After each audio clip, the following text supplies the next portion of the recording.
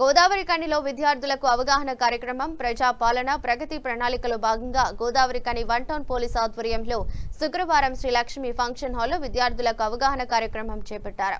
మత్తు పదార్థాల వినియోగం వల్ల కలిగే అనర్థాలు, సైబర్ నేరాలు, రోడ్డు ప్రమాదాల నివారణపై విద్యార్థులకు అవగాహన కల్పించారు. కార్యక్రమానికి ముఖ్య అతిథులుగా అంబర్ కిషోర్, జేహెచ్ఏ మరియు పి రామరెడ్డి హాజరయ్యారు. ఈ సందర్భంగా గోదావరి కని one town C Indrasena Reddy commissioner కు పుష్పగుచ్చం అందజేసి స్వాగతం పలికారు.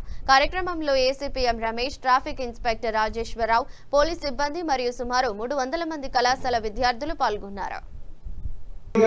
హెల్త్ డిపార్ట్మెంట్ కి కన్సర్న్ ఉంటుంది, కానీ కొన్ని విషయంలో మీరు చేసిన తప్పుతో మీకు నష్టమైతది, మీరు చట్టం విరుద్ధంగా కూడా వెళ్తున్నారు. ఈ రెండు విషయం ఉంది, ఒకటి ట్రాఫిక్, సెకండ్ గాంజాయి.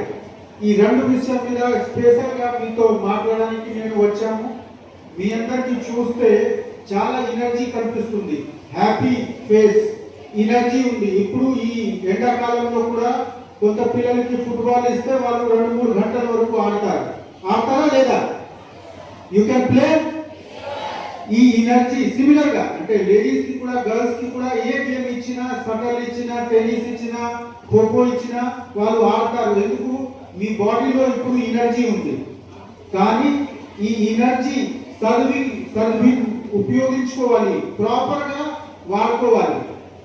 మీరు ఒకవేళ ఈ మత్తు పదార్థం డైరెక్షన్ కి పోతే మీ ఎనర్జీ ఫస్ట్ పోతుంది, తర్వాత మీ లైఫ్ పోతుంది. సో దయచేసి ఈ మాట గుర్తుపెట్టండి, వేరే వాళ్ళ కోసం లేదు. అమ్మ నాన్న తప్పకుండా మీకు చెప్తారు, అది చేయకండి. మీ సొసైటీలో ఉన్న పేదవాళ్ళు, పెద్దవాళ్ళు మీకు చెప్తారు. కానీ ఇప్పుడు మీ అందరు డిగ్రీ స్టూడెంట్స్, మాకు ఏసీపీ గారు చెప్పారు, మీకు ఆలోచన వచ్చింది. ఇప్పుడు మీరు సివిల్ సర్వీసెస్ గ్రూప్ 1 రాయడానికి క్వాలిఫైడ్ అవుతారు. ఎంత బుద్ధివంతుడు ఉన్నా కూడా మీరు మీకు నష్టం చేసిన పని చేయకండి. మీరు మత్తు పదార్థం చేయకండి. ఎవరు చేస్తున్నారు మీకు తెలిసిన ఉంటే వాళ్ళకి ఆపండి, వాళ్ళ గురించి ఫ్యామిలీ మెంబర్ కి చెప్పండి. ఒకవేళ వాళ్ళు ఇంప్రూవ్ కాకపోతే పోలీస్ కి చెప్పండి.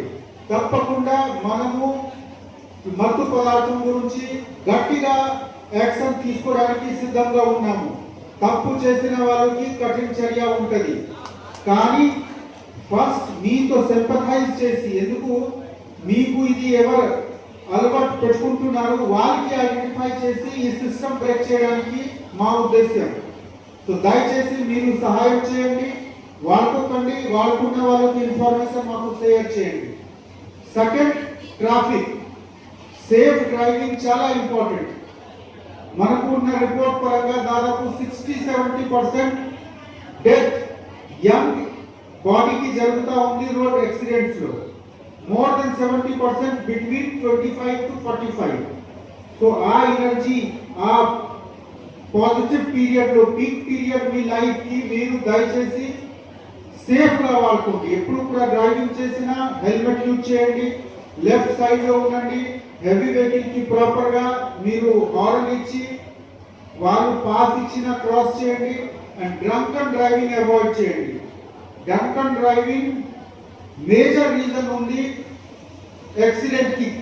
సో హెల్మెట్ అండ్ ఈ డ్రంకన్ డ్రైవింగ్, ఈ రెండు విషయం మీద మీకు జాగ్రత్తగా అయితే మీ రోడ్డు ప్రయాణం మంచి ఉంటుంది. మీరు చదివిన విషయం మీ గురించి, మీ సొసైటీ గురించి, మీ ఫ్యామిలీ గురించి మంచిగా యూజ్ చేసుకోవచ్చు. లేకపోతే సొసైటీ మీ మీద చేసిన ఇన్వెస్ట్మెంట్ టైంకి, ఎనర్జీకి ఒకవేళ డిసేబుల్ అయిపోతే, ఒకవేళ చనిపోతే it's a loss to family, it's loss to society.